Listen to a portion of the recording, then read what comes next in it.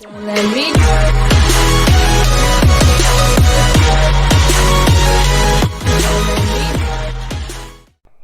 salut tout le monde, c'est CGCG, on se retrouve pour une nouvelle vidéo. Aujourd'hui, on va apprendre à concevoir des portes logiques, donc c'est que de l'informatique, mais ça existe dans Minecraft et c'est super utile, c'est de la redstone. Attention, c'est parti. Alors, voilà. Alors déjà, les matériaux qu'on va avoir besoin, il n'y en a pas beaucoup. Nous avons de la poudre de redstone, des torches redstone, d'un levier et de la roche. Alors vous pouvez prendre tous les blocs qui peuvent s'alimenter à la place de la roche. Voilà, alors, on va faire la première. Alors la première, c'est une porte super simple.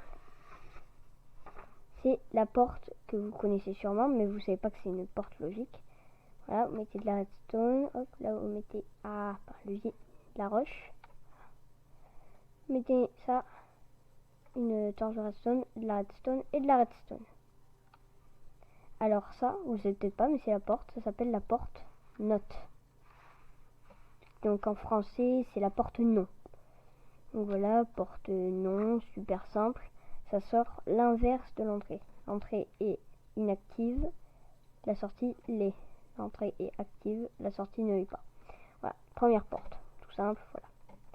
La deuxième porte, une porte que vous connaissez aussi sûrement, mais vous savez pas que c'est une porte. Vous allez placer deux leviers, de la redstone, et là ça vous fait une porte. Donc celle-là, ça s'appelle la porte OU.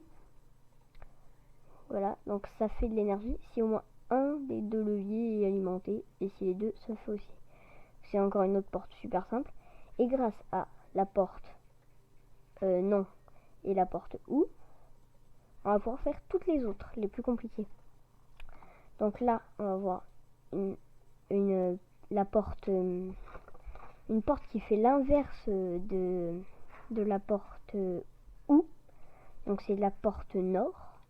Vous voyez, une porte OU avec une porte non. Voilà, ça fait une porte nord. Donc là, ça fournira de l'entrée que si il y a 0 levier qui est alimenté. S'il y en a un, ça fournira plus. S'il y en a deux, ça fournit plus non plus. Si c'est l'autre, non plus. Voilà, ça fournit de l'énergie que s'il n'y a aucune entrée qui est alimentée. Donc une autre porte très simple, voilà.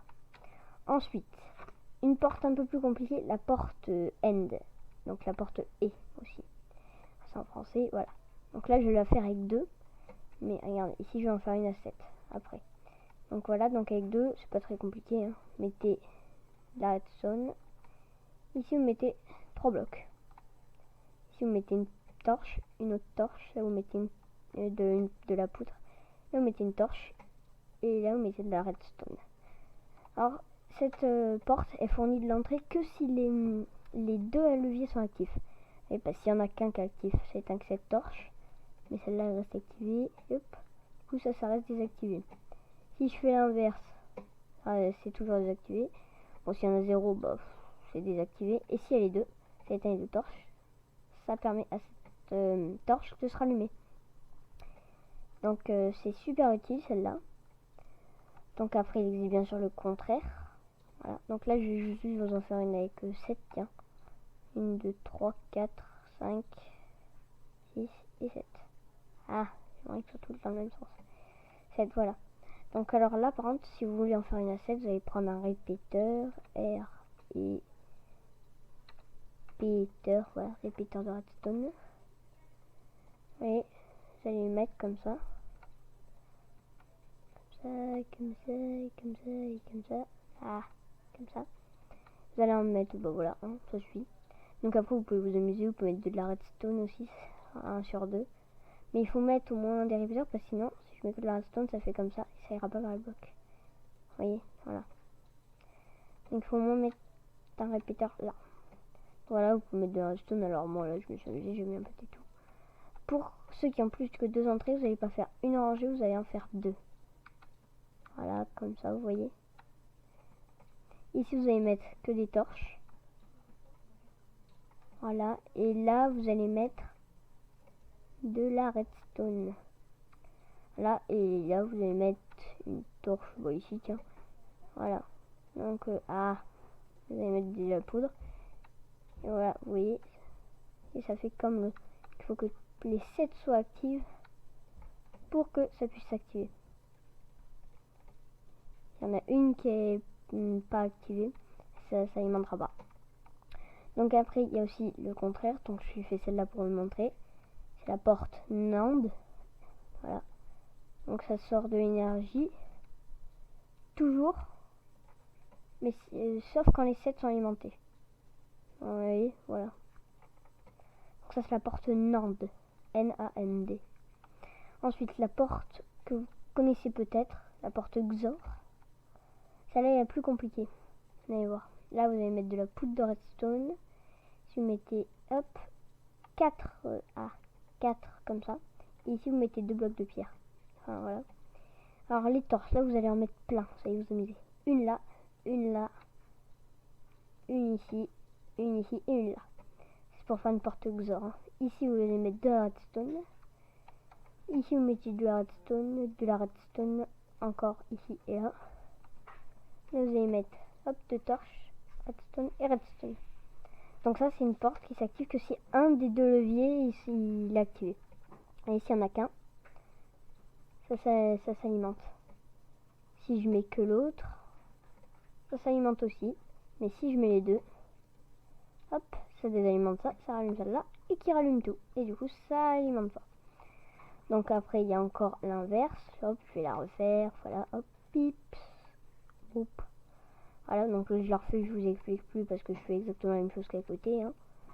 Hop, voilà, hop, hop, hop, hop, hop, hop, hop, hop, hop, hop, hop, hop, hop, hop, hop, hop, hop, voilà. Et à la fin, vous rajoutez, comme toujours, une porte non. Et ça vous fait l'inverse. Donc c'est une porte NXOR. Voilà.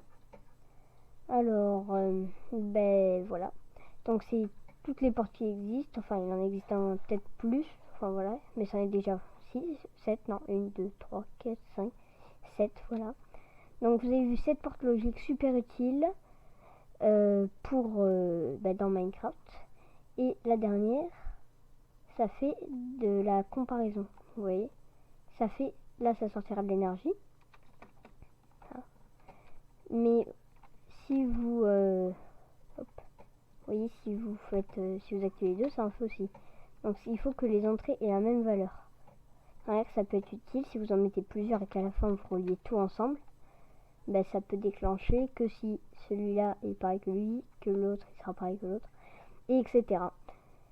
Voilà, j'espère que ce petit tuto vous aura plu. Servez-vous-en bien. Vous pouvez faire